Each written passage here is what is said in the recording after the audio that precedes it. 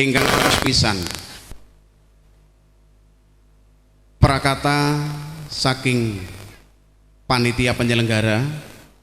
wonten ing bab menika ingkang kepareng minangka pengawakanipun panitia penyelenggara panjenenganipun Bapak Hadi Suwarno.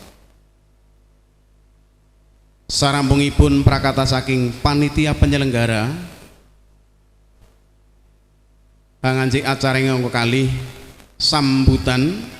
saking panjenenganipun Bapak Kepala Desa Seruni noningkih panjenenganipun Bapak Mariono. Parantini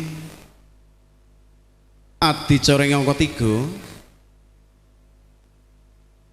lung tinampen tokoh pewayangan Werkudara dening panjenenganipun Bapak Haji Heri Atmoko dhateng panjenenganipun Ki Dalang Joko Suwani. Mbok pilih mekaten para lenggah sedanipun sawetawis badhe lumadinipun upacara ing dalu menika. Para lenggah ingkang kinurmatan kangge hamurwakani lumadinipun tata cara upacara ing dalu menika keparenga panjenengan sekalian kula dherekaken ambuka wiwaraning upacara menika kanthi maos sesarengan waosan basmalah. Sumangga kula dherekaken. Bismillahirrahmanirrahim. Matur nuwun mugi handayanana dhateng pepanggihaning dalu menika. Tumuli badhe katur lumadinipun tata cara ingkang pisan prakata saking panitia penyelenggara bersih dukuh tingkat RW setunggal lan kalih Desa Seruni dhateng panjenenganipun Bapak Hadi Suwarno keparenga samakta ing gati tumuju dhateng papan ingkang sampun kasedyakaken. Parantine jumenenganipun panjenenganipun Bapak Hadi Suwarno kadampingan utawi kinapit dening panjenenganipun Bapak Juwono dhateng panjenenganipun para ingkang pijingayun kasumanggaken sak wetahipun. Sumangga matur nuwun.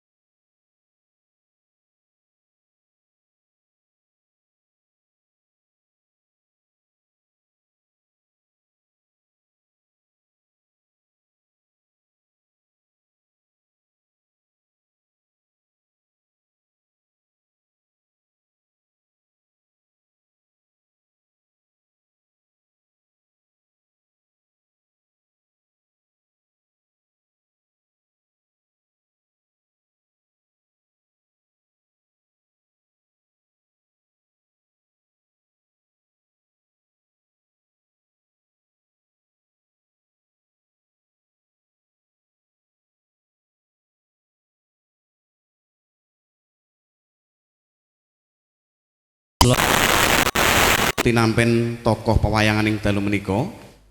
Tumunten badhe katur wonten ngarsa panjenenganipun perlenggah pagelaran ringgit wacucal dening Ki Dalang Joko Suwani. Mekaten lan semanten anggen kula matur mesti kathah kelepatan nyuwun lumunturing sih pangapunten. Wasana akhiru kalam. Wassalamualaikum warahmatullahi wabarakatuh. Sumangga sugeng hamirsani.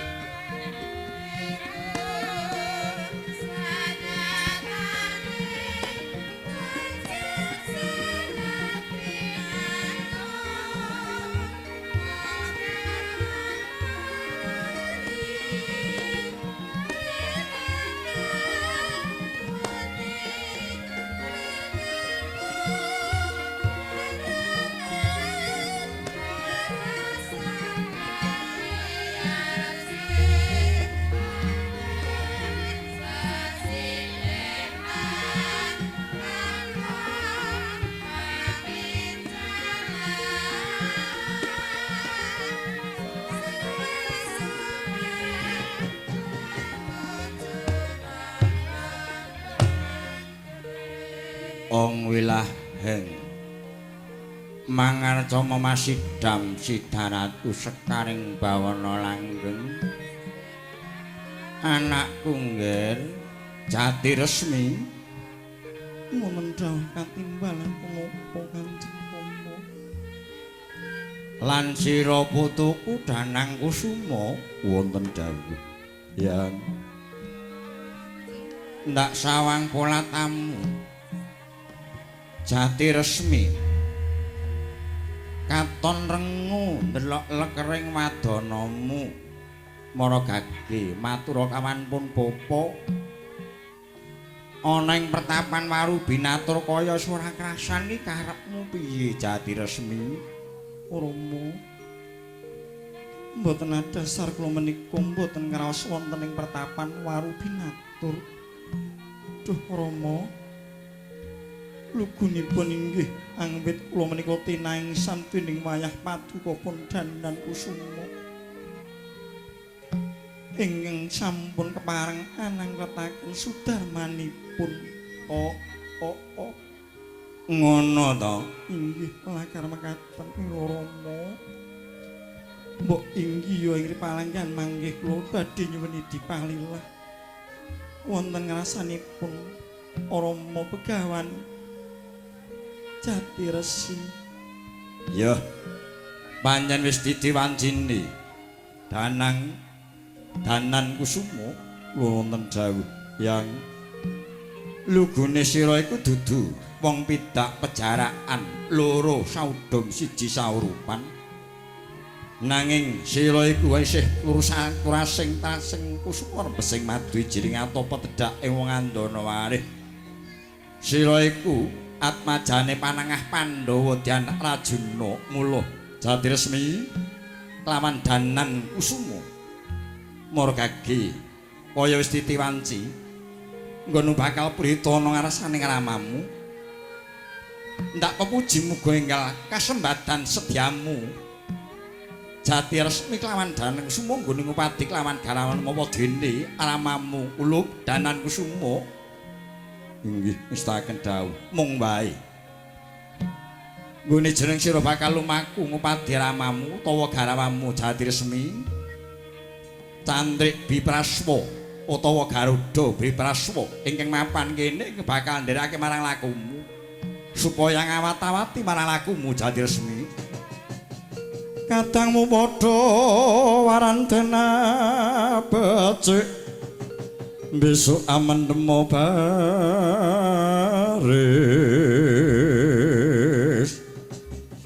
baris kang mrayitna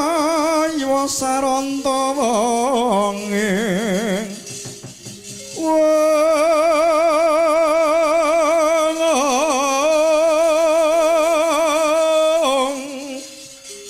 ya saranta wong warawati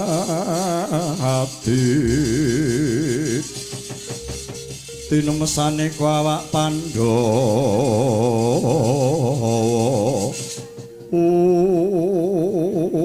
Candrik Bipraswa wonten jauh katimbalan sang Penemban sira bakal ndak utus awat-awatono Endang Jati Resmi kelawan danan kusuma nggone bakal ngupadi marang ramane yen nganti ana panca baya sira bakal trenggalangi terwaca dawuh timbalan patuko sang Penemban para bidhal benjang menapa ora ketang colintang sambung obor bidhal samengku samromo kula nyuwun pangestu Rama iya lelungsen ndak bakal Jati Resmi yang kula badhe nyuwun pamit saha nyuwun tambahing pangestu iya dananku semua muga-muga kesempatan sediamu ngono bakal prita ana ngarsane ramamu Puluk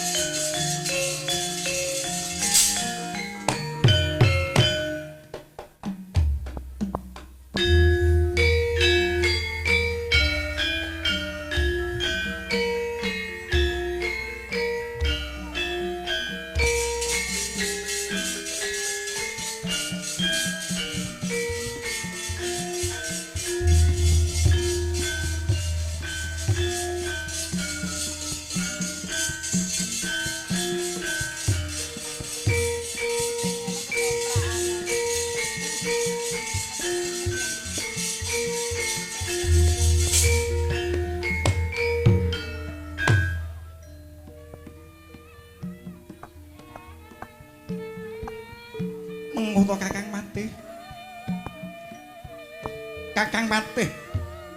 Jaka Wasesa kula nekna wonten dawuh katembalan menapa sinuwun Prabu Ari Dewa parang amiji kula Patih Jaka Wasesa sira ndak timbali ana ngarsaku ora ana liya kejaba mung nggonku menggalihake marang kasunyatan kang kusana sawise aku manunggal kawan Prabu Duryudana sawise aku manunggal kawan Prabu Duryudana mongko ing negara Ndwaratiri Palenggan iki ana sayembara wonten sayembara menapa sinuwun wonten negari Ndwarati wonten sayembara menapa sok sapa ingkang bisa nyumpet umbul ingkang ana negara Ndwarati ing kono bakal pinaringan negara Ndwarati sak sigar semangka lajeng ngersa waduka ingkang sinuwun arane ing negara Mbatarna ing kene negara Mbatarna kene akeh para kawulane nanging papane kawis tinggal kurang akeh kawulane papane kurang utawa cedhak supaya aku entuk anugrahan sasigar semangka saka Prabu Kresna ing Palenggan iki aku bakal elboni sasembara mupu Giri Pambaya inggih lajeng terus waduka ingkang sinuwun para gage Kakang Patih Jaka Wasesa manunggaling kawula ing negara Mbatarna kelawan negara ing Astina timbal ana Patih Hari Sangkuni ngestaken dawuh sinuwun ridu mangawur-awur orahan tengaraning ajurit gung maguru gongso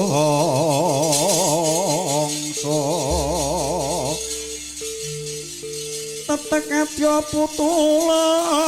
mawur panjriting turangga asti wong rakata ingkang dwaja lelayu sabit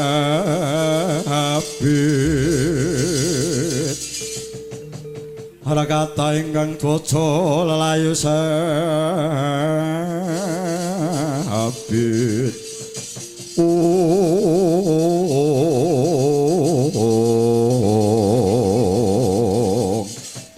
wonten dawuh menapa sinuwun Sinuwun Prabu Ari Dewa kepareng amiji kula pun Patih Senguni Patih Senguni wonten dawuh gandeng semanunggal rasa aku saguh gawe ringkik para Pandhawa nanging gandeng ring Palenggan iki aku duwe gegayuhan nggonku bakal nyumpet umbul ana dan Gonwati supaya aku entuk kanugrahan sasigar semangka negara Ndwarati mulih Palenggan iki Patih Senguni krikna Gudya bala saka negara ing Astina aja nganti ana kang keri caruk kana Wadyabala ing Mbatarna inggih terwaca dhateng paduka ing Sinuwun marang Madhe Madaling Masilan lajeng marang bidal benjang menapa ora ketang colentang sambung obor bidal satu samengku Patih Jaka Wasesa kula ana cemadung dawuh gage karikna sagung Parwata Drawa lumarak marang ing ladan Negrawati terwaca dhateng paduka ing Sinuwun marang Madhe Madaling Masilan sinuwun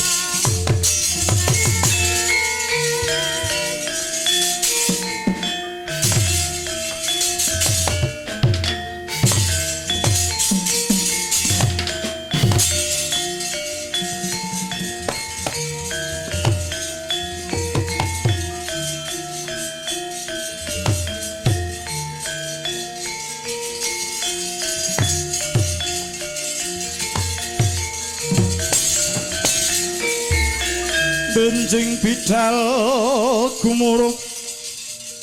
saking negeri Astina keng pratya pala aprobusananira wong lir surya matelira saking jalanidi rasa madangi jagat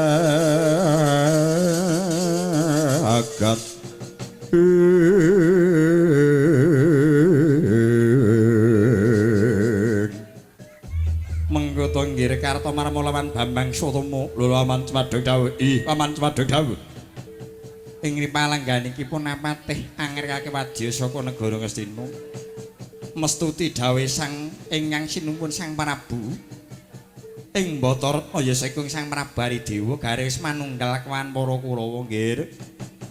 kanggo ngringake para pendhawa mawacara ayuh nderek ingkang sinumpun Prabu saka negara Bataratna ingkang tumuju marang ing negara Ndrawati sok sapa wae kang bisa nyumpet umbul kang mapan ana negara Ndrawati ing kono ingkang bakal anampa sasegar semangka negara Ndrawati mbok menawa Kartamarma apa Swatama bisa nyumpet umbul ndak kira kowe bisa adeg negara klub lajeng para bidhami sang Prawaman ora ketang colentang sambung obor budal dina samengko nuh semadhog dawuh Swatama wonten dawuh aman undangna bocah carangan srogenen perang tandang saban ajeg singa negara bedhit bunter karo landhan putung ganti aja dawa-dawa cukup sebelah dada wateke trampil penggina sebagai muncimani ngiras pantes undahna bocah angkang anata bendi wisan dandan pindung mlumpuk atri bodol ora aman pareng badhe madaling masilan bocah prajurit Porkage siagak no sagung Radyabala tabun bendi wisan dandan pindung mlumpuk atri bodol ono ngestaken dawuh ono ngestaken dawuh Sang Patih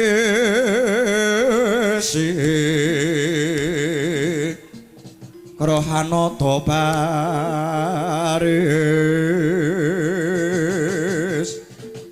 nyawiji kumala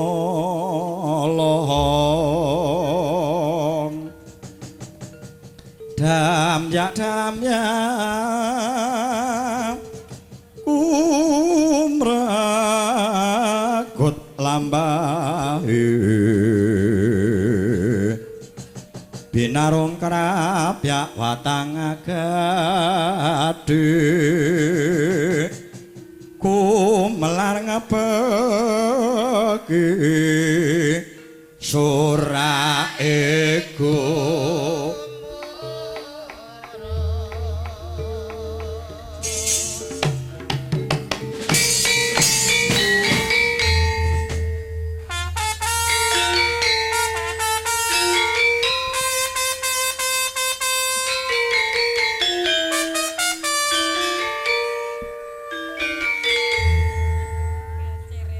Maju! Jan!